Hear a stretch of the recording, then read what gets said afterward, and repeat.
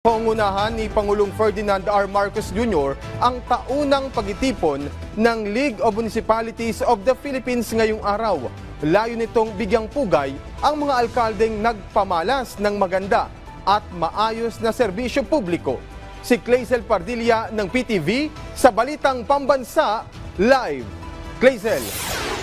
Alan, dadaluhan ni Pangulong Ferdinand R. Marcos Jr. ang taunang pagtitipon ng League of Municipalities of the Philippines mamayang 2:00 ng hapon.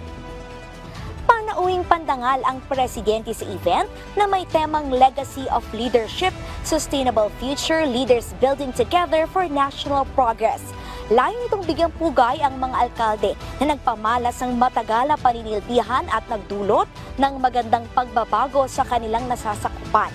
Sa parehong pagpupulong na dinaluhan ni Pangulong Marcos nakaraang taon, binigyan diin ng presidente ang mahalagang papel ng mga lider ng mga lungsod at munisipalidad sa pagtupad ng mga proyekto, programa at adhikain ng Administrasyong Marcos.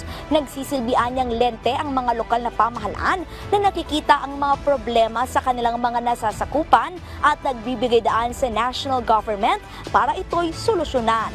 Iginit din ng Pangulo ang patuloy na paghahatid ng serbisyo sa taong bayan at hinikayat ang mga LGU na iparamdam ang pagsigla ng ekonomiya sa kanilang bayan lalo na sa mga pinakamahihirap.